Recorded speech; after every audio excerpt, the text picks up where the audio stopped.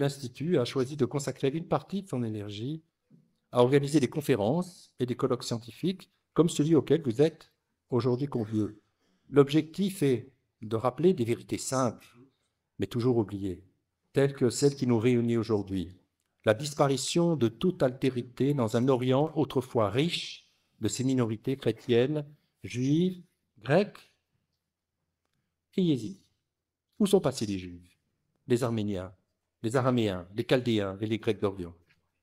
Et je salue à cet effet justement nos amis qui sont venus, des responsables des communautés araméennes, arméniennes, yézidis, et mon ami Volkan Balman, qui était mon étudiant, qui représente les Kurdes, ce grand pays qui malheureusement est le peuple martyr par excellence du Moyen-Orient. Chers amis, le XXe siècle est souvent désigné comme le siècle des camps et des génocides. Comment le nier? Reste que le XXe siècle fut aussi avant tout le siècle de l'épuration ethnique, le siècle des migrations forcées, des déportations et des réaménagements démographiques organisés pour créer des États ethniquement, religieusement ou politiquement homogènes. Alors, je suis un peu soviétologue aussi à l'origine, et donc je vous rappellerai cette formule de Joseph Staline qui aurait dit qu'il n'y a pas de problème national, il n'y a que des problèmes de transport. On se souviendra que le petit père des peuples déporta des peuples entiers par train, tels les Tchétchènes et les Tatars de Crimée. Pourtant, l'histoire ne semble retenir de ce terrible XXe siècle que la Nakba, cette fuite volontaire, mais aussi, il faut le reconnaître, contrainte de quelques 650 000 Palestiniens des zones de combat de cette première guerre qui opposa en 1948 Israël au monde arabe. Je cite son inventeur, Constantin Zurek, « La défaite des Arabes, je cite, en Palestine n'est pas une calamité passagère, ni une simple crise, mais une catastrophe, Nakba, dans tous les sens du terme. La pire qui soit arrivée aux Arabes dans leur longue histoire, pourtant riche en drames. » Cet extrait nous permet de comprendre d'abord en quoi l'État d'Israël dut son existence à la seule victoire de ses forces armées. Cet extrait permet encore de comprendre, surtout en quoi le déplacement des populations palestiniennes fut la conséquence d'une guerre que les Juifs n'avaient pas provoquée. Et ce, à l'instar de ce terrible conflit aux pertes civiles incommensurables, faut-il le reconnaître, causé par l'abominable séquence génocidaire du 7 octobre. Si seulement les Palestiniens et les États arabes avaient accepté le plan de partage proposé par les Nations Unies le 29 novembre 1947, il y aurait aujourd'hui un État palestinien aux côtés d'Israël. De nombreuses belles âmes se plaisent aujourd'hui à souligner que les Palestiniens n'avaient aucune raison d'accepter ce plan de partage. Pourquoi leur faire payer en effet pour des crimes commis en Europe? Sauf à rappeler que les Palestiniens prirent leur part dans la destruction des Juifs d'Europe. Pas une part essentielle, mais une part. C'est bien le refus violent du mouvement national palestinien d'accueillir le moindre réfugié juif, tandis que s'annonçait la Shoah en Europe, qui explique les raisons qui poussèrent les Britanniques à interdire, en mai 1939, c'est le fameux livre blanc, toute immigration juive en Palestine mandataire, au pire moment. On rappellera encore que le grand moufti de Jérusalem négocia avec les nazis, tandis qu'il était réfugié à Berlin, l'extermination des 600 000 juifs du Yishuv, les 600 000 juifs, faut-il le rappeler, palestiniens. Heureusement, elle n'eut pas lieu à la suite de la victoire du général, je crois alors, Montgomery, sur les troupes nazies de Rommel à El Alamein, aux portes précisément de la Palestine mandataire. D'autres contempteurs d'Israël avancent que le monde arabe n'avait aucune raison d'accepter la création d'un État étranger, entendez blanc, colonial, en terre arabe. Sauf que les Juifs ne sont pas étrangers à ce territoire, qui fut terre d'Israël avant d'être terre de Palestine. C'est aussi la terre de Palestine. Le peuple juif est bien partie prenante de ce Moyen-Orient décidément trop complexe pour nombre de nos contemporains. Il suffit d'ouvrir la Bible, mieux, le Coran, pour constater qu'il y avait des Juifs dans ce qui est aujourd'hui le monde arabe, et ce bien avant même l'avènement de l'islam. Le Coran mentionne la présence de communautés juives au cœur de cette Arabie autrefois heureuse. Médine au 7e siècle était un oasis à majorité ou à très forte présence juive. À l'évidence, comme le rappellera notre colloque, les Juifs appartiennent au Proche et Moyen-Orient. C'est bien entre Jérusalem et Bagdad, et non entre Bruxelles et Varsovie, que fut écrit le Talmud.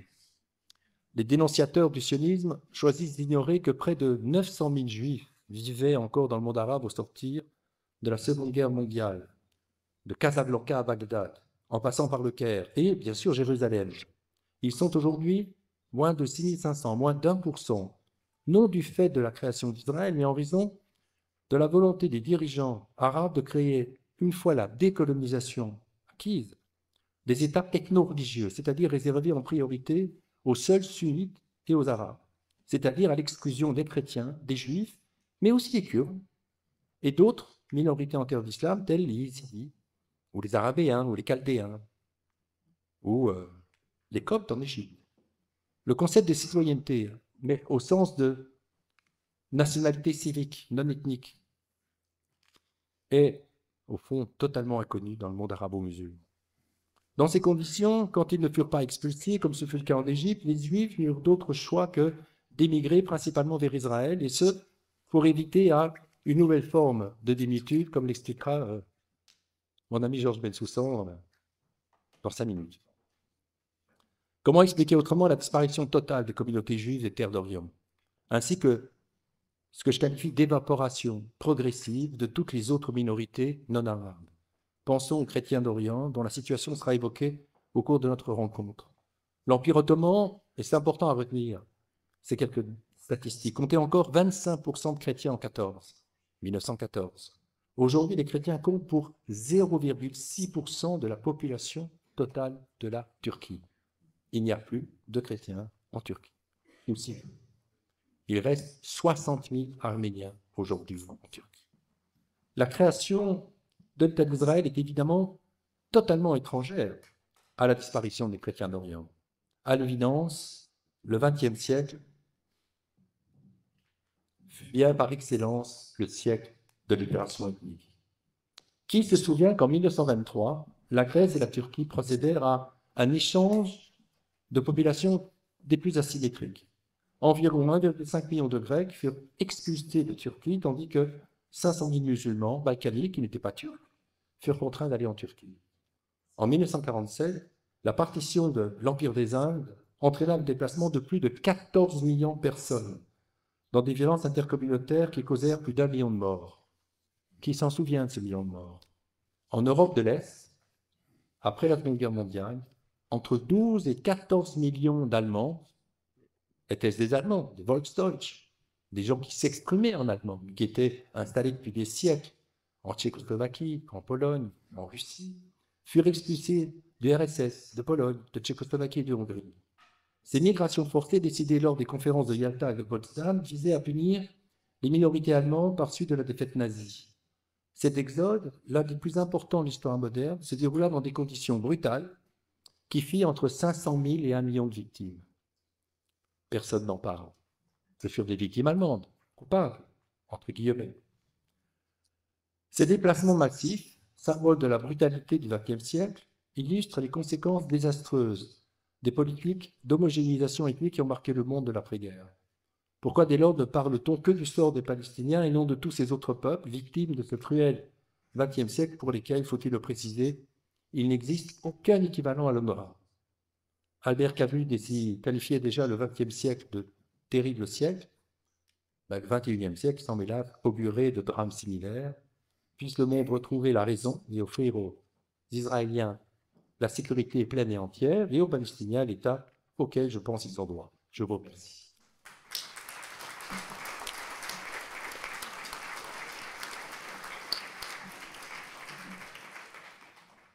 Et je donne tout de suite la parole, j'ai parlé 12 minutes. J'ai dépassé d'une minute de 2 minutes. Ça va. Il y a pire. Voilà, merci. Voilà. Georges, un tes feuilles. Je prends mes feuilles, oui.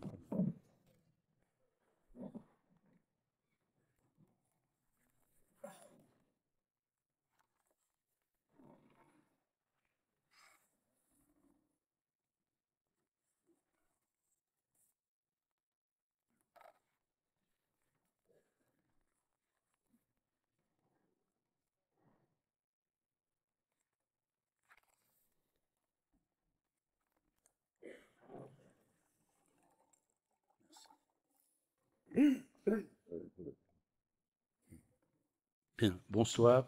Merci Joël pour cette introduction qui nous met directement dans le vif du sujet, à savoir l'exclusion des communautés juives du monde arabo-musulman et progressivement la disparition également des chrétiens et d'autres minorités. Ce qui est frappant, et c'est par là, je crois qu'il faut commencer, si on veut comprendre le départ, l'exclusion, qui n'a pas forcément été une expulsion, c'est que la peur est une dimension omniprésente dans presque toutes les communautés juives des années 1930 de ce monde arabo-musulman qui va du Maroc jusqu'à l'Irak pour le monde arabe et jusqu'à l'Iran, la Perse, comme on disait jadis, pour le monde arabo-musulman.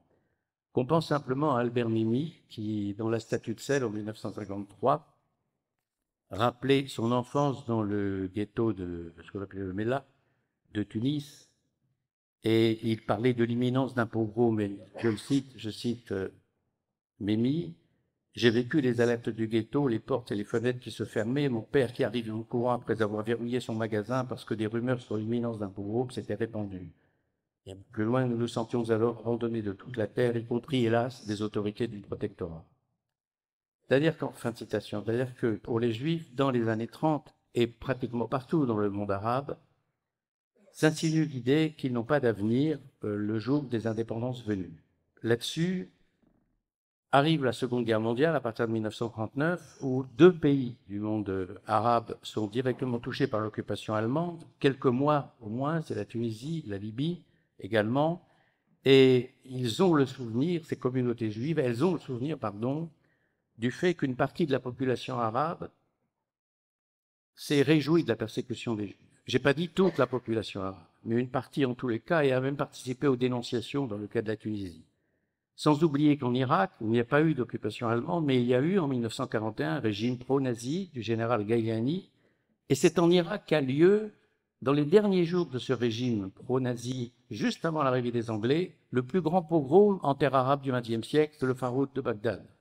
Les 1er et 2 juin 1941, alors que l'armée anglaise est aux portes de la ville et ne bouge pas. Et quand elle bouge au bout de 36 heures, le pogrom est terminé en l'espace de 2-3 heures maximum. C'est-à-dire qu'en fait, ils avaient largement les moyens de liquider tout ça rapidement. Le Faroud, c'est au bas mot 180 morts, 600 blessés, dit-on. En réalité, c'est probablement beaucoup plus. Des centaines et des centaines de femmes violées, pratiquement une grande partie du quartier juif de Bagdad totalement détruit. Et évidemment, le pillage qui va avec. Sans oublier, toujours durant la Seconde Guerre mondiale, la Palestine, où en Palestine, 12% de la population arabe est chrétienne, 88% est musulmane sunnite, et les chrétiens ont été progressivement marginalisés lors de la grande rébellion arabe de 1936-39.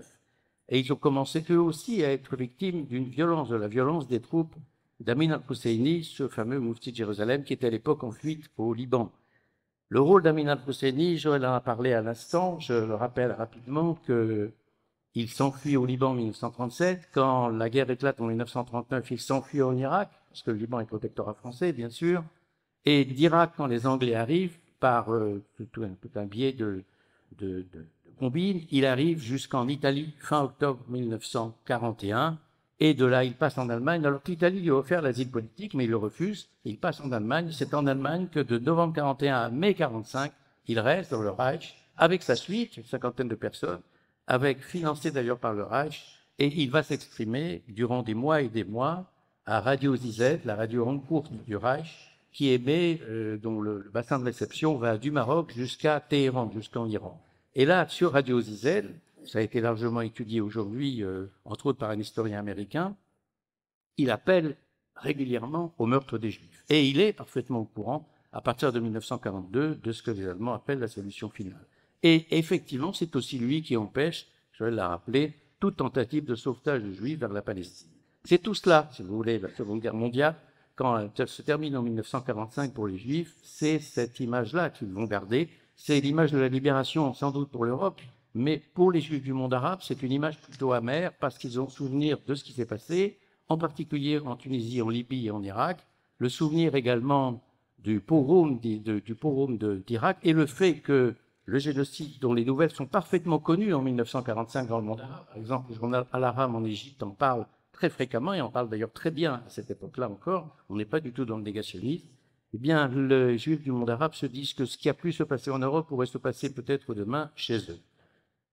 On ne peut pas oublier non plus, sur cette toile de fond, que le livre blanc sur la Palestine décidé par les Britanniques en mai 1939, juste avant la guerre, ce livre blanc, au moment où le monde juif est dans une situation d'abandon extrême, c'est ce livre blanc qui a fermé les portes de la Palestine pour amadouer le monde arabe aux Juifs, aux réfugiés juifs, à cause de cette pression qui a été évoquée tout à l'heure. Donc il y a une responsabilité indirecte du monde arabe dans la Shoah. Il faut le souligner, c'est évidemment pas une responsabilité de premier plan, mais c'est tout de même une responsabilité. Nous sommes à la fin de la guerre en 1945. Comment se profile l'avenir des communautés juives dans le monde arabe? Bien, en fait, les violences ouvertes éclatent dès le 2 novembre 1945. Le 2 novembre, c'est pas une date innocente. C'est l'anniversaire de la déclaration Balfour. Et chaque 2 novembre depuis 1918, déclaration Balfour, vous savez, de 1917, chaque 2 novembre est une journée de deuil pour les communautés juives du monde arabe qui craignent des pogroms, qui craignent des émeutes. Certaines années, ça se passe bien, d'autres années, ça se passe beaucoup plus mal. Et cette fois, le 2 novembre 1945, ça se passe très mal à Benghazi, à Tripoli, en Libye. Ça se passe mal également au Caire, en Égypte, mais beaucoup moins. Ça n'a pas la forme pogromiste que ça a en Libye. Ça a également à Aden, au Yémen. À Damas, en 1946, le 2 novembre, c'est marqué également par des émeutes, l'explosion dans une synagogue, plusieurs tués. Bref, la période est marquée à partir de 1945, alors qu'on sait que le dossier palestinien va arriver très rapidement sur les bancs de l'ONU à partir de 1946-47 surtout, du fait des Anglais. Les pressions sur les communautés juives s'intensifient à partir de 1945-46. Quelle pression? C'est la demande faite aux dirigeants des communautés juives de faire acte d'allégeance et de proclamer officiellement leur rejet du sionisme, de proclamer leur solidarité avec la nation arabe, de déclarer également publiquement dans la presse qu'ils ne sont pas persécutés. Par exemple, le grand rabbin d'Égypte, en 1946, est obligé de faire cette déclaration, et il l'a fait. C'est la peur omniprésente. Un exemple, quand la commission anglo-américaine, l'UNSCOP, qui enquête sur la Palestine, avant de prendre la fameuse décision des Nations Unies du 29 novembre 1947, auditionne les uns et les autres. Elle auditionne en Palestine, elle auditionne également à Beyrouth, elle auditionne également à Damas. À Damas, elle auditionne les chefs de la communauté juive. Ils ont 3/4 d'heure de temps pour s'exprimer. Ils viennent à la barre, devant, les auditions sont publiques, hein. Bon, ils viennent à la barre, devant les micros, devant la commission anglo-américaine, et ils parlent très exactement 45 secondes. 45 secondes. Et ils retournent à leur banc. Et ils ne disent rien. Les commissaires anglo-américains leur posent des questions, ils n'ont rien à répondre. Ils vont jusqu'au fond de la salle, ils s'assoient sur leur banc, et à ce moment-là, on entend dans la salle des ricanements en arabe qui disent « ils ont bien fait de se taire, ils savaient à quoi s'attendre ». C'est ça l'atmosphère de peur, sur le fond. Ça veut dire ça concrètement. Donc, et même au Maroc, sous protectorat français, l'atmosphère de peur est là. La résidence générale, les rapports de la police dans les archives de la protectorat français, les rapports de la police française en attestent.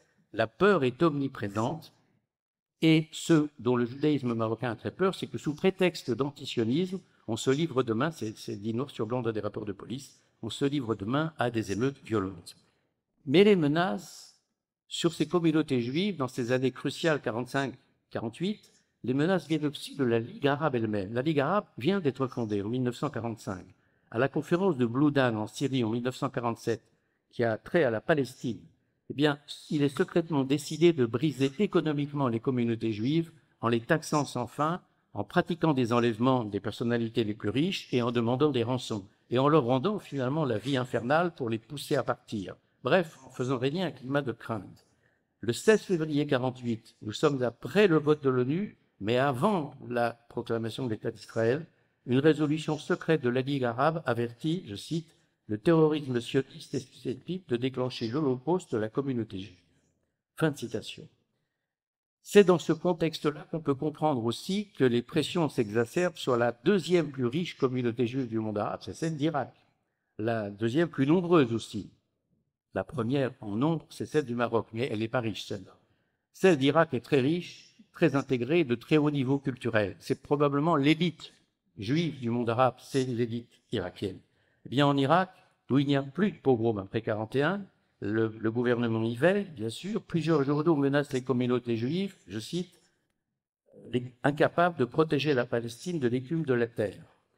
Et c'est cette même presse, qui, évidemment aux ordres du gouvernement, qui prône l'exclusion des juifs des emplois publics, qui prône la saisie des biens juifs en compensation, je cite, je mets des guillemets, je cite la presse arabe, en compensation de ce que les juifs de Tel Aviv ont volé aux Arabes. C'est ainsi que des clubs juifs sont fermés, une école juive est fermée, des biens sont saisis et ils sont donnés d'ailleurs à des réfugiés palestiniens qui arrivent à ce moment-là. Il se passe la même chose en Syrie où à Damas et à Alep, les quartiers juifs sont pris d'assaut. Les juifs de Damas et d'Alep s'enfuient en masse vers le Liban pour l'essentiel et les biens en question sont donnés aux réfugiés palestiniens. À Beyrouth également, qui a été pourtant le Liban le pays de loin le plus accueillant et le plus tolérant dans tout ce drame, dans toute cette tragédie. D'ailleurs, c'est le seul pays arabe dont la population juive est augmentée après 1948, alors que partout ailleurs elle a diminué. Eh bien, même à Beyrouth, les étudiants juifs sont expulsés de l'université américaine. Mais le pire sort, je dirais, c'est probablement le sort des juifs de Libye et indirectement également celui des juifs d'Irak. Je vais venir dans un instant. Les juifs de Libye sont peu nombreux, 35 000. Mais ils ont déjà été soumis à des pogroms d'une extrême violence en 1945, des dizaines de morts dans des conditions atroces. En 1948, ça recommence, deuxième vague de pogroms, et la communauté juive de Libye lance un appel au Conseil de sécurité de l'ONU, dont c'est une lettre ouverte qui se termine par ces mots, je cite, « Nous lançons un appel à tous les peuples libres, libérez-nous, libérez-nous, libérez-nous. » C'est tout. Donc, ce climat de violence, c'est aussi un climat de violence ouverte à Aden. On oublie souvent qu'à Aden, il y a eu plusieurs vagues de pogroms à partir de 1945, 45, 47, 48. En Libye, je l'ai dit, en Syrie également encore en 48, et même au Maroc, sous protectorat français. Il y a un pogrom, ce qui est rare, parce que depuis le pogrom de Fès, en 1912, globalement, le protectorat français a maintenu le calme au Maroc. À Djerada et à Oujda, en juin 1948, on est en pleine première guerre israélo-arabe, et il y a une véritable tuerie de juifs locaux, une cinquantaine de morts.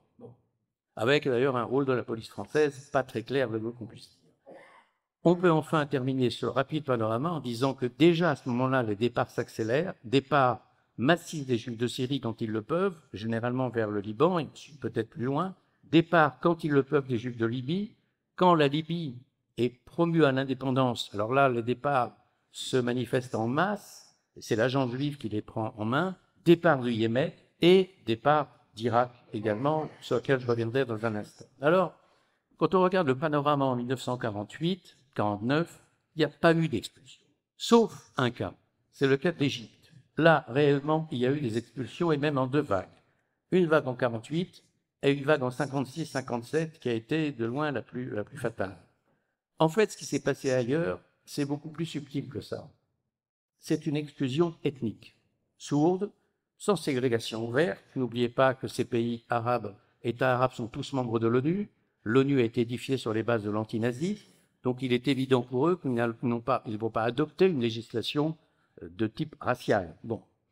La persécution, en fait, elle est diffuse. C'est une persécution sur le plan économique, sur le plan social, sur le plan scolaire, sur le plan culturel, avec en toile de fond toujours un climat de crainte, avec des enlèvements très nombreux de personnalités juives riches, sur lesquelles on va demander des rançons, des enlèvements de jeunes filles, mais ça, c'est une tradition. Les enlèvements de filles, dans les archives de l'Alliance, par exemple, dans le bassin méditerranéen, vous en trouvez des traces dès la fin du XIXe siècle. Enlèvement de jeunes filles juives qui disparaissent, converties de force à l'islam et qui marient quelque part dans un douar quelconque. Mais il n'y a pratiquement pas de véritable pogrom après 1948, sauf évidemment ce qui s'est passé à Tunis le 5 juin 1967. Mais le cas le plus dramatique est celui qui est tout à fait passé sous silence aujourd'hui, et c'est en fait le but aussi de ce colloque, c'est de redonner vie à une page d'histoire qui n'est pas lue jusqu'à présent et qu'on ne veut pas lire sur le fond, parce que ça indispose un certain nombre de gens, et c'est là-dessus que je vais axer mon exposé. Le cas le plus dramatique, c'est l'Irak. De très loin, c'est l'Irak. En Irak, après le Farouk de Bagdad, le gouvernement a eu très peur de cette extrême violence, parce que cette extrême violence populaire dirigée contre les Juifs peut demain très bien se retourner contre le gouvernement et les élites en place. Donc, il a tout intérêt à calmer la violence pogromiste. En Irak, les Juifs sont soumis à cette persécution dont je parlais il y a un instant, c'est-à-dire interdiction sous de multiples formes. Et d'autres, entre autres, interdiction de sortir du pays, interdiction de voyager, arrestation des 300 commerçants les plus riches du pays, avec évidemment demande de rançon. Ils sont libérés. Quand ils ne veulent pas payer, on les torture. Finalement, la famille paye. On les libère. 3 semaines après, on enlève le fils aîné. On ne veut pas payer, on torture. Finalement, on libère. Donc cette vie devient rapidement invivable. Les arrestations s'enchaînent. Des centaines de personnes dans le secteur public sont privées d'emploi. Il n'y a plus un seul étudiant juif en médecine. Ils ont été exclus à Bagdad. Les œuvres caritatives sont débordées parce qu'un grand nombre de gens ont perdu leur emploi. C'est-à-dire que les synagogues, tous les services sociaux des synagogues sont totalement débordés par le nombre de chômeurs et le nombre de mendiants.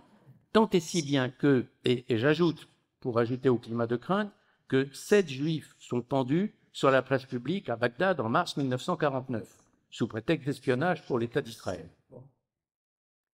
Tant et si bien que dans cette communauté si peu sioniste, sur 130 000 juifs en Irak, sachez que le mouvement sioniste comptait 500 militants en 1939. C'est rien. C'est une communauté qui est très arabisée, profondément arabophone. Un tiers des écrivains de la nouvelle littérature arabe de la Narda, ce qu'on appelle le réveil arabe littéraire des années 1900-1910, un tiers d'entre eux sont juifs. C'est vraiment l'élite. D'une certaine façon, c'est pas seulement l'élite juive, c'est l'élite arabe même. Bon. C'est cette communauté qui est si peu sioniste. C'est à elle que les autorités s'adressent le 2 mars 1950 en leur proposant ceci. Vous pouvez vous inscrire désormais pendant 1 an sur des listes de départ. Vous perdez votre citoyenneté irakienne, mais vous êtes libre de quitter le pays au bout d'1 an. Le gouvernement s'attend à ce que 40 000, 30 000 ou 40 000 juifs peut-être s'inscrivent sur les 130 000. En fait, au bout d'1 an, quand les inscriptions sont clôturées, le 2 mars 1951, 120 000 juifs se sont inscrits sur les listes sur 130 000. 120 000. Sans aucune pression, bien évidemment. Et brutalement, dans la nuit du 2 mars 51, qui est une nuit de Shabbat, dans la nuit du 2 mars 51, le Parlement irakien vote une loi, spoliation de tous les biens juifs. Comptes bancaires bloqués, interdiction de cession, interdiction de transactions foncières, transactions financières, bref, les biens sont bloqués. Vous pouvez partir, oui, mais vous partirez avec 15 dinars en poche. C'est ça.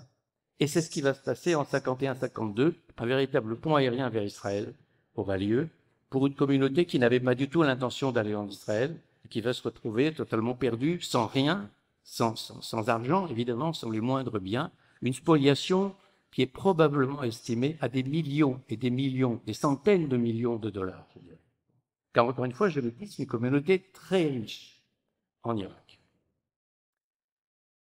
Et les pressions, d'ailleurs, n'ont pas cessé, parce que sur les 10 000 juifs qui sont restés encore en Irak, les pressions vont s'exercer jusqu'aux années 1990-2000. En 1969, pendaison de plusieurs juifs à Bagdad. En 1960, au mois de janvier, en septembre 69, le grand rabbin de Bagdad, dont le fils a été arrêté, et sous la pression de l'arrestation du fils, on fait dire au grand rabbin de Bagdad, je cite, que le sionisme est un procédé diabolique, qui est un impérialisme pire que le nazisme. Avant la création de l'État d'Israël, les Juifs d'Irak vivaient dans de meilleures conditions. C'est le grand rabbin d'Irak qui parle. Septembre 69. Cette spoliation gigantesque, c'est pas seulement la spoliation des Juifs d'Irak. Il s'est passé à peu près la même chose en Libye, même si les Juifs étaient pauvres. Il s'est passé la même chose en Syrie, où là la communauté est beaucoup plus riche. Il s'est passé la même chose dans les autres communautés. C'est-à-dire que dans tous les cas, ou du moins dans la grande majorité des cas, le nationalisme arabe a dépouillé les Juifs de la quasi-totalité de leurs biens. Et il n'y a pas eu de compensation. Et il n'y a pas eu d'indemnité. Alors, est-ce que les Juifs du monde arabe se sont exclus d'eux-mêmes du monde arabe, comme certains le disent aujourd'hui, certains discours qui le disent? Non, ils ont été exclus du monde arabe. Comme le disait Albert Memmi en 1974, après la guerre de Kippour, Juifs arabes, disait-il, nous aurions bien voulu l'être. Ça n'est pas notre faute si on n'a pas voulu de nous. En fait, cette exclusion a été une exclusion rampante au terme d'un processus de ségrégation sournoise dont je vais donner quelques exemples. Ces Juifs qui restent, qui au Maroc, qui en Tunisie, l'Algérie est un cas à part du fait de la citoyenneté française accordée depuis 1870. Le cas des Juifs algériens s'intègre dans le cadre de ce qu'on appelle majoritairement les pieds noirs qui vont devoir quitter l'Algérie arrachés à leur terre natale en 1962. Ça, c'est une autre tragédie. Bon. Sauf que les Juifs d'Algérie ne sont pas des pieds noirs. C'est-à-dire ce sont des gens qui sont là depuis des siècles, sinon des millénaires. La ségrégation sournoise, ça veut dire l'obtention difficile d'un passeport. La ségrégation sournoise, ça veut dire pour un commerçant l'obtention difficile d'une licence d'import-export. On va le faire traîner 1 an, 2 ans, 3 ans. Il n'aura pas sa licence pour importer des tissus, des soieries, par exemple, de Lyon, et donc il ne pourra pas travailler. Pour un artisan, la patente. On va renouveler sa patente, mais difficilement. On va lui demander évidemment un bakshish, et 2 bakshish, et 3 bakshish. un certain nombre de juifs qui occupent des postes importants dans l'administration publique, on les évincera progressivement. Ou bien tout simplement, on ne recrutera plus de juifs. Bref, et on ne gardera en fonction que ceux qu'on ne peut pas remplacer pour l'instant. Et c'est comme ça que ça va se passer à peu près partout. Cette atmosphère rampante d'exclusion, même dans le pays réputé le plus tolérant, à savoir le Maroc, cette exclusion s'est diffusée progressivement d'année en année jusqu'à entraîner le départ de toutes les communautés. Alors, exclure de la nation, ça prend quelle forme? Ça peut prendre la forme de la confiscation des biens collectifs, c'était le cas pratiquement partout. Dans certains cas, les biens collectifs qui ont été confisqués ont été littéralement détruits, c'est-à-dire que le patrimoine juif a été arasé, complètement détruit, c'est la Libye. En Libye, toutes les synagogues ont été détruites, et les cimetières juifs ont été complètement détruits et les ossements jetés à la mer. Ce qui est intéressant, c'est que les cimetières chrétiens ont été détruits également parce qu'il fallait construire ici un hôpital, ici une université de terre. Mais là, il y a eu un accord avec toutes les puissances européennes pour rassembler les ossements et les déplacer. Ça n'a pas été jeté à la mer. L'islam décrétait religion d'État dans tous les États arabes, sauf un, le Liban. Ça signifie que les Juifs qui restent encore, ceux ne sont pas des citoyens. Et alors, le cas le plus emblématique, évidemment, de cette exclusion de la citoyenneté, c'est l'Algérie.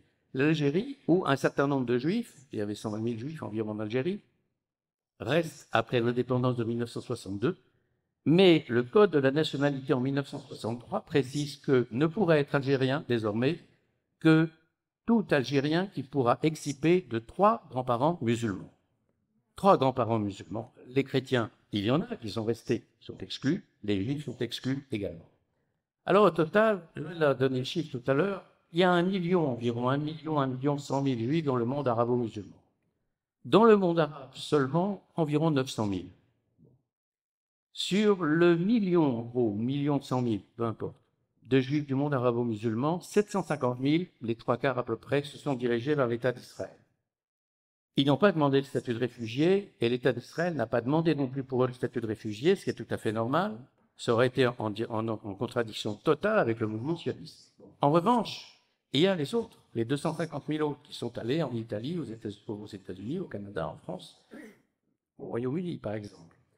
Eux n'ont bénéficié d'aucune aide des Nations Unies, ils n'ont eu aucune agence qui s'est occupée d'eux, évidemment, et cette page sur cette exclusion sournoise, ce départ dans la pauvreté, cette spoliation des biens, cette absence d'indemnisation et cette non-reconnaissance de cette tragédie, cette page n'a pas été lue jusqu'au 30 novembre 2014. C'est seulement le 30 novembre 2014 que l'État d'Israël a décidé de faire de chaque 30 novembre la journée de la Nakba des Juifs d'Orient. Et les Nations Unies ont accordé le statut de réfugié à ces Juifs du monde arabe dans la foulée. Aujourd'hui, tu as dit à peu près 6 000, probablement moins. Aujourd'hui, environ 400 des Nations Unies. Aujourd'hui, environ 4 000 Juifs dans le monde arabe, 3 000 peut-être au Maroc, peut-être 1 000 ou un peu moins en Tunisie, quasiment plus personne en Algérie, plus personne en Libye, peut-être une dizaine en Égypte, personne en Syrie, quasiment plus personne en Irak, bref, peut-être 300 au Yémen.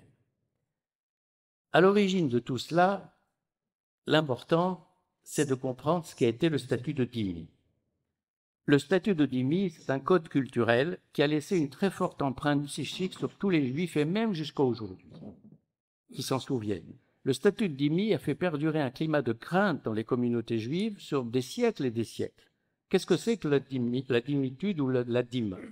La dhimma, c'est officiellement un statut de protection. Ça signifie, paraît-il en arabe, exactement être protégé ou être sous l'égide de. Bon. C'est un statut qui remonte au 7e siècle, début de l'islam. C'est une soumission, en fait, le statut de dhimmi, car c'est un statut de protection qui est forcément un statut d'infériorisation. Si je suis le protégé de mon voisin, c'est que je ne suis pas tout à fait son égal. Et ce statut de soumission est basé sur un antijudaïsme culturel, familial, basique, un antijudaïsme doctrinal, le Coran. Le Coran est plein de vindictes anti-juifs, au moins dans une partie du Coran, les sourates médinoises. Et cet anti-judaïsme viscéral d'une grande partie du Coran, il est partie prenante de l'islamisme des frères musulmans, la confrérie fondée en Égypte en 1928, Hassan el-Banna, avec son successeur Saïd Qutb, qui écrit en 1950 ou 51, je crois, ce petit livre de 50 pages qui s'intitule « Notre combat contre les Juifs », et jusqu'au dernier en date, qui est mort il y a quelques mois, ou à peine un an, l'imam al-Qaradawi. Bon. C'est cette mouvance-là, cette mouvance de l'islamisme, qui est porteuse d'un anti-judaïsme viscéral, fondamental. Ce statut de dhimmi concerne uniquement ce qu'on appelle les religions du livre, c'est-à-dire les juifs et les chrétiens. C'est un statut de protection, mais c'est un statut de protection qui a un revers de la médaille. Le revers de la médaille, c'est le statut d'avilissement. Le Coran précise, sourate numéro 9, à propos de la jizya, qui est l'un des 2 impôts payés par les juifs, que ces 2 impôts, combattez-les, voilà ce qui est dit textuellement dans le texte, combattez-les jusqu'à ce qu'ils paient la jizya après s'être humiliés. L'important, c'est le mot humilié. L'humiliation, c'est la toile de fond de la condition juive en termes d'islam. C'est pas la haine. On n'est pas dans le monde chrétien. On n'est pas dans une cosmogonie qui fait du juif le vecteur du diable, sinon le diable lui-même. C'est pas ça. On est dans la terre du mépris et de l'humiliation. C'est le fond de la condition juive, mais aussi de la condition chrétienne en terre d'islam durant des siècles. Alors, les témoignages là-dessus sont innombrables. J'en donnerai 2 petits exemples, 3 petits exemples vraiment très brefs. Au XVIe siècle, un moine italien, Francesco Suriano, décrit la vie quotidienne des Juifs en Palestine, en Terre Sainte. Palestine, ça n'existe pas, on parle de la Terre Sainte. Les Occidentaux parleront plus tard de la Palestine, mais ni les Arabes ni les Juifs ne parlent de Palestine. C'est un mot qui n'existe pas pour eux. Francesco Suriano écrit « Ces chiens, les Juifs, sont piétinés, battus et tourmentés comme ils le méritent. Ils vivent dans ce pays dans une condition de soumission que les mots ne peuvent décrire. » Fin de citation. Maroc, 1790, Marrakech. Témoignage d'un voyageur anglais, William Lemprière. Partout, ils sont traités comme des êtres d'une classe inférieure à la nôtre. Malgré tous les services que les Juifs rendent aux morts, ils en sont traités avec plus de dureté qu'ils n'en feraient à leurs animaux. 3e témoignage, un prêtre français, Léon Godard, Maroc, 1857. Les Juifs au Maroc sont rangés parmi les animaux immondes. Fin de citation. Ça dans la dizaine, des dizaines, j'arrête là-dessus. Ce qui est important, c'est de préciser que dans la vie quotidienne, par exemple dans la Palestine, je dis par commodité Palestine, dans la Palestine du XIXe siècle, après avoir prononcé le mot juif, on ajoute Bahad Minak. Au Maghreb, quand on prononce le mot juif, comme si on prononçait une insulte et un gros mot, un mot obscène, on prononce le mot hashak, c'est-à-dire je prononce le mot juif et j'ajoute excusez-moi, pardonnez-moi d'avoir prononcé un mot aussi épouvantable. Et c'est ce qui explique que le mot chien revient constamment à l'endroit des Juifs. Nathan Weinstock, il y a une vingtaine d'années, avait écrit un très bon petit livre qui s'appelait Histoire de chien, sur la dimitude. Le titre était très intrigant, mais il avait très bien analysé combien le mot chien symbolisait la condition du Juif en terre d'islam, au point que les Juifs sont constamment appelés des chiens, et que d'ailleurs, dans les premiers slogans anti-sionistes en Palestine en 1920 et 1921, on entend les Arabes à Jérusalem d'abord et à Yafo ensuite en 21 défiler dans la rue au cri de « les Juifs sont nos chiens ». Cette logique de dévalorisation, c'est exactement dans ce monde-là la même logique de dévalorisation et de mépris que l'on voit pour les femmes. Au point que, dans un grand nombre d'archives, je pense ici au Yémen et je pense également au Maroc, les Juifs sont comparés aux femmes. Je vais prendre un exemple précis. C'est un exemple des archives de la police française au Maroc en 1928, où il est dit, je cite, que ici, dans ce pays, écrit le commissaire de police français, les Juifs, c'est kifrmra. Les Juifs, c'est comme une femme. Traduction en français, comme une femme. Ce qui est intéressant, évidemment, c'est de savoir, de comprendre pourquoi on assimile l'infériorisation du Juif et de la femme. Dans une économie psychique, est une économie psychique de servitude, profondément de servitude. Je prends un témoignage sur le Yémen, et c'est sans doute l'un des meilleurs témoignages qui résume la condition juive en termes d'islam, mais dans ce cas-là de pire. C'est-à-dire que, dans un grand nombre de cas, c'est infiniment moindre que cela. D'ailleurs, lors des congrès sionistes, à partir du premier congrès d'Herzl en 1897, son bras droit, Max Nordau, faisait un tableau général des Juifs dans le monde, à chaque congrès sioniste. Et ce qui est frappant quand on lit les discours de Max Nordau, qui sont de très beaux discours, qui ont été publiés par l'Alliance, eh bien on constate qu'il y a toujours 5 pays qui reviennent sous la plume de Max Nordau. C'est la Russie et la Roumanie. Pourquoi? Et ce sont 3 pays musulmans. C'est la Perse, c'est le Yémen, c'est le Maroc. Le silence s'explique par les victimes elles-mêmes. Je veux dire par là qu'il y a eu beaucoup d'autocensure et beaucoup d'amnésie de la part des victimes. Pourquoi d'autocensure? Parce que un certain nombre de questions n'ont pas pu être posées parce qu'elles semblaient ébranler à la fois l'équilibre du groupe et l'équilibre psychique personnel. C'est-à-dire dans un mécanisme de sauvegarde personnelle de soi-même et dans un mécanisme de sauvegarde du groupe, on ne pouvait pas poser certaines questions. Donc on a fait l'impasse sur une partie de ce passé. On a nié la domination dont on était l'objet. C'est l'une des meilleures connaisseuses de l'Algérie française, Jeannine Verdès-Leroux, la sociologue, qui a consacré un livre aux Français d'Algérie, qui est un très beau livre, il y a une trentaine d'années, qui écrit à propos des Français d'origine juive d'Algérie. Elle dit ceci: beaucoup de Français d'origine juive affirment que le FLN souhaitait que les Juifs restent. Toutefois, mais très rarement, l'assassinat de Raymond Léris, le fameux cher Raymond, par le FLN en juin 61 est évoqué. La communauté juive se voyait intimer l'ordre de quitter Constantine sans qu'il ne demeure personne. Fin de citation. C'est exactement ce qui s'est passé. Elle a tout à fait raison. Et de même, quand elle interviewe ces juifs d'Algérie, ce qui est très frappant, j'en ai moi-même été le témoin d'ailleurs, en parlant avec beaucoup de juifs d'Algérie, c'est qu'ils ont tous oublié un événement central qui a énormément marqué les esprits sur le moment même et qui a été ensuite totalement occulté, c'est la mise à sac de la grande synagogue d'Alger en décembre 1960. Mise à sac, pillage, les rouleaux de la Torah profanés, morts aux juifs partout, placardés partout sur les murs de la synagogue, les grilles arrachées, les meubles détruits, etc., etc. Et tout ça, ça a complètement disparu de la mémoire. Donc en fait, il y a aussi un mécanisme d'autocensure et d'amnésie de la victime elle-même. En cinquième lieu également, je crois que l'opprimé a tendance aussi à idéaliser le passé, et il va idéaliser le passé pour deux raisons. La première, d'abord, c'est parce que quand l'oppression est forte, quand elle est très forte, quand le mécanisme diasporique exerce toute sa violence, on incorpore progressivement les schémas de domination et d'infériorisation qui nous visent. On finit par incorporer, par être soi-même, si vous voulez, l'image dévalorisée que l'autre projette de nous. Il y a un très beau passage dans La Recherche du temps perdu de Proust où il décrit une scène extraordinaire. C'est la scène où Bloch, l'un des deux personnages juifs de La Recherche, Bloch discute avec un aristocrate français qui lui demande quelle est son origine. Et Bloch va dire qu'il est d'origine juive. Et Proust écrit que Bloch répond comme s'il avait été le fils d'un forçat. Extraordinaire, ça. C'est très bien dit, très bien vu, tout est dit, là. Tout est dit de la condition diasporique. C'est ça, je veux dire, l'incorporation des schémas dévalorisants. Et deuxièmement, une raison beaucoup plus simple, c'est le discours de la nostalgie. Prenons ces juifs marocains qui arrivent en Israël, où ils sont accueillis, très mal accueillis, pour ne pas dire plus. Ils vont forcément idéaliser ce passé, d'une part parce que c'est le passé de leur jeunesse, et qu'ils idéalisent leur jeunesse, c'est banal, mais ils idéalisent aussi parce que l'accueil qu'on leur a fait est aussi médiocre, aussi violent, aussi peu amène sur le fond. Donc ils vont, d'une certaine façon, s'inventer une convivialité judéo-arabe qui n'a pas véritablement toujours existé, qui a pu exister dans certains cas, mais ce n'est pas vraiment la toile de fond dominante. Puis enfin, en sixième lieu, je dirais, il y a aussi le rôle d'une certaine gauche bourgeoise et le racisme inversé d'une gauche bourgeoise. Je m'explique. Globalement, la gauche est prise dans une contradiction quand elle récuse l'assignation identitaire. L'assignation identitaire, c'est une forme d'essentialisation. Si vous dites cela, c'est parce que vous êtes ceci ou vous êtes cela, ou vous êtes né comme ceci ou comme cela. Or là, en ce qui concerne l'histoire des Juifs du monde arabe, la gauche réintroduit l'assignation identitaire, donc l'assignation raciste. Je m'explique. Cette gauche-là prétend qu'un historien juif séfarade serait mal placé pour parler de l'histoire des Juifs du monde arabe.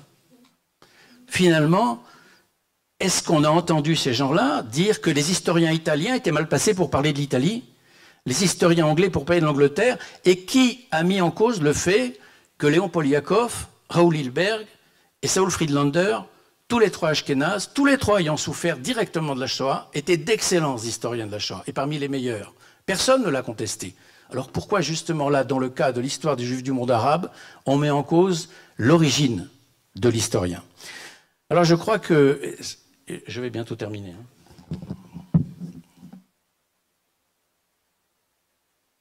Oh, attendez, il reste 10 minutes. Je dirais que ce qu'il faut faire en face de cette histoire qui n'est pas dite, qui n'a pas encore la place qui lui revient, elle est dite de plus en plus, elle est écrite, c'est faire de l'histoire précisément. Faire de l'histoire, c'est le meilleur chemin de la désaliénation. Pourquoi?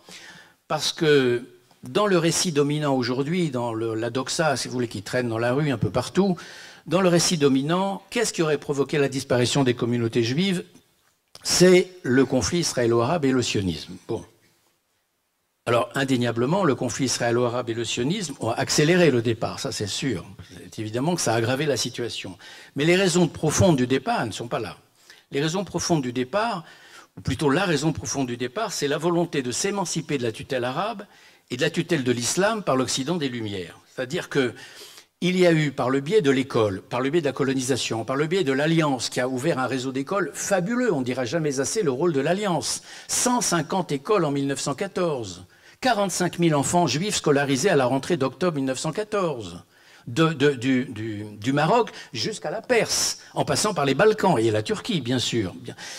Ça a été un processus révolutionnaire qui a dynamité la dima de l'intérieur. Quand vous apprenez aux enfants ces cours d'histoire et l'article 1 de la Déclaration des droits de l'homme, tous les hommes naissent et demeurent libres et égaux en droit, dans un monde marqué par la dima, c'est une révolution mentale.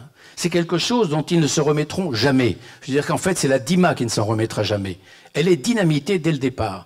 Donc ce qui va provoquer le départ des Juifs, c'est la naissance du Juif comme sujet politique. Et là-dessus, le sionisme va évidemment redoubler d'intensité, redoubler d'effet. En fait, ce qui a provoqué le départ des sociétés juives, c'est l'émancipation des sociétés juives. C'est leur libération psychique, sur le fond. Et dans le monde arabe, et dans l'économie psychique du Coran et de l'islam, la libération du juif est quelque chose d'impossible à imaginer. Et a fortiori, la souveraineté juive, quelque part sur la terre, est impossible à imaginer. Et a fortiori, la souveraineté juive sur la terre d'Israël. Donc c'est par l'émancipation venue de l'école que la domination ancienne a été dynamitée, que le sionisme est venu évidemment rajouter encore cet effet-là, et cette libération-là a été de moins en moins bien acceptée par les maîtres arabes musulmans de toujours, et d'ailleurs on le constate dans les témoignages ou tout simplement dans les archives, ou entre autres dans les archives de police, c'est qu'au fur et à mesure que les années passent dans le XXe siècle, on constate que du côté des communautés arabes et des responsables, on dit des juifs qu'ils sont devenus arrogants. C'est très intéressant ce mot, arrogant. Arrogant, ça signifie simplement qu'ils veulent être traités désormais d'égal à égal. Bon, comme les autres. En fait, c'est là le cœur du problème. L'émancipation juive a été vécue comme un déclin arabe, comme le déclin arabe. C'est-à-dire que le colonisé arabe a exprimé son ressentiment devant l'érosion de son monde traditionnel, ce qu'on peut parfaitement comprendre. Mais quand l'érosion de son monde traditionnel, quand le délitement de ce monde traditionnel a correspondu à l'émancipation des Juifs, là, il y a eu une contradiction brutale. C'est-à-dire qu'en fait, le colonisé arabe a vu dans la modernité quelque chose de très angoissant, on le comprend parfaitement, et cette modernité, elle a pris la figure du Juif émancipé. Donc à partir de ce moment-là, on peut dire que l'émancipation du Juif a été vécue comme le synonyme du déclin de son monde, du délitement de son monde, de la nouvelle domination dont il était l'objet de la part des colonisés, de ce que Jean-Jacques Rousseau appelait un empêchement d'être. D'une certaine façon, l'émancipation des Juifs devenait l'empêchement d'être des Arabes, à certains égards. C'est Rousseau qui écrit dans un de ses derniers textes, je cite, c'est Rousseau, juge de Jean-Jacques, c'est un an ou deux avant sa mort, « Il est impossible de ne pas prendre en aversion tout ce qui nous surpasse, tout ce qui nous rabaisse, tout ce qui nous comprime, tout ce qui, en étant quelque chose, nous empêche d'être tout. » C'est superbe. C'est ça, sur le fond. Donc je conclus pour dire que Mona Ozouf, il y a quelques années, appelait à ce qu'elle appelait une hygiène de la croyance. Voilà ce qu'elle disait. Elle était frappée par le fait que les démentis du réel étaient inefficaces et que sur le fond, les croyances étaient plus fortes que les faits. Je cite Mona Ozouf, « La capacité des hommes à oublier les faits déplaisants est aussi prodigieuse que leur penchant à croire des choses plaisantes. » Fin de citation. Alors effectivement, il est difficile de penser non seulement contre soi, mais il est difficile de penser contre son époque, contre son temps. Pourquoi ?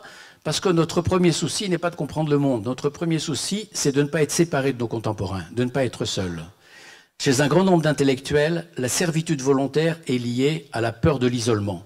C'est encore Rousseau qui dit dans le même texte, parce que l'esprit humain naturellement paresseux aime à s'épargner de la peine en pensant d'après les autres. Fin de citation. Donc, la colonisation, comme les indépendances arabes, ont eu pour corollaire le déracinement de la civilisation juive de l'Orient arabo-musulman. Et aujourd'hui, la disparition progressive des chrétiens d'Orient. Et à cet égard, cette histoire, la fin d'une civilisation juive, la fin progressive des civilisations chrétiennes, elle fait l'objet du même aveuglement intellectuel que celui qu'on a vu tout au long du XXe siècle, entre autres, à l'égard des crimes du système communiste. C'est Arthur Koestler, qui a eu sa période communiste, vous le savez, au début des années 30, qui a écrit à propos de ses années au Parti communiste « J'avais des yeux pour voir et un esprit conditionné pour éliminer ce qu'il voyait. Cette censure intérieure est plus sûre et efficace que n'importe quelle censure officielle. » Fin de citation. Donc, la question des Juifs d'Orient, la question des chrétiens d'Orient, elle met en lumière un problème simple en histoire et en règle générale dans tout raisonnement intellectuel, le problème de la recevabilité d'une vérité. C'est la fameuse phrase de Bergson, « L'œil ne perçoit que ce que l'esprit est prêt à comprendre ». Quand l'esprit n'est pas prêt à le comprendre, l'œil ne perçoit rien. Donc une vérité n'est avérée que si elle est audible. Quand elle est inaudible, la vérité la plus avérée du monde ne passera jamais. Donc la propension à ne pas voir est universelle.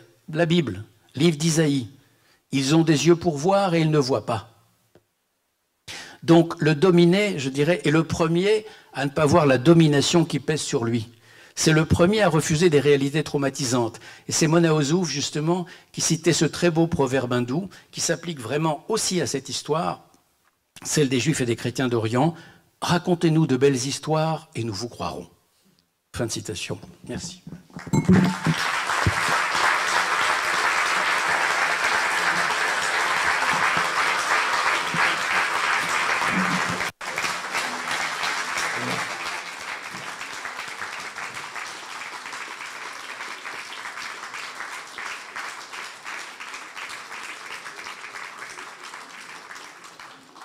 Bon, Georges, tu étais brillant, selon ton habitude.